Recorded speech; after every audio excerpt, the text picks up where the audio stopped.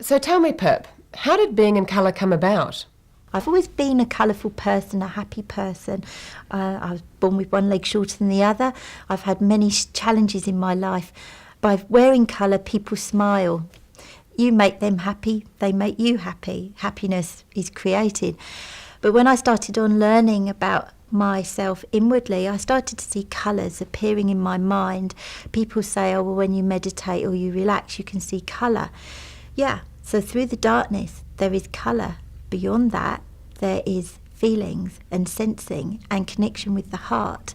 And so being in colour is about tapping into the truth within your heart through colour and finding out exactly what that colour means for you. So it started probably 10 years ago, but 3 years ago I started creating art in an Art for Therapy course, and it was all about going into that soul heart space. And I was drawing spirals, different colour spirals, and working with them and feeling them and being with them. Some made you feel happy, some made you feel not so, some made you feel quite angry. You know, you reacted in all different ways, and I thought, God, this is so powerful, so powerful. So of course when I got ill, I do meditate, you know, I am a healer, and I've worked with colours with people, for people and myself, but this was about implementing it for me and putting it into practice deep within in a time of chaos and change, challenge and change. So here we were, fearful, angry, in a state of disbelief. Okay, what can I create for me? Going into my heart, visualising white. Seeing the white expand into my lungs, through my body to all my cells, brought this sense of peace. So then working on that, even though you've got painful procedures going on, go into the colour within your heart, brings the focus away from the ego, from the pain, from the fear, to that peace. Then I took it a step further.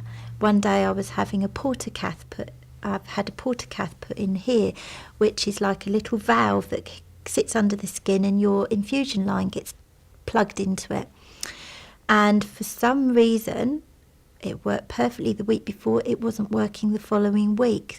So they tried 3 times to access it. Each time it was getting sorer and more painful. And I knew from being a nurse and a midwife that meant it was blocked.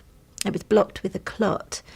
And because that line leads to your heart, you can't put too much pressure in, or otherwise you could unplug the clot into your system. So it was quite a situation, because it meant they would have to go back to accessing my poor little veins in my hands, which is just terrible. So I crossed my hands and I said, well, you're going to have to sort this out. Sort this out, because you put it in, it was working last week, it's going to work. So they went out to discuss it. Whilst I was in there, I then collapsed into tears. My friend said to me, do what you do best, you know, go in and sort it out.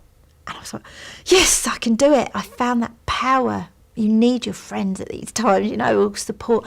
And I went inside and I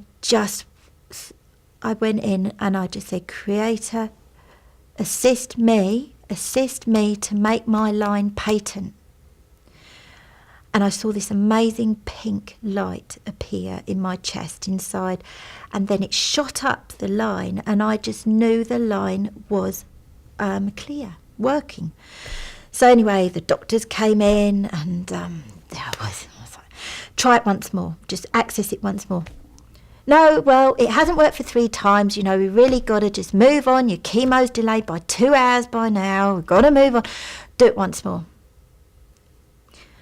So they did, and it worked. It was incredible, and I burst out laughing. My friend nudged me and laughed, and then the nurse turned around, she said, you've done something, haven't you? And I went, yeah, magic, meaning that you're tapping into that truthful power within you. You can create whatever you wish to create if you're coming in on a soul heart space.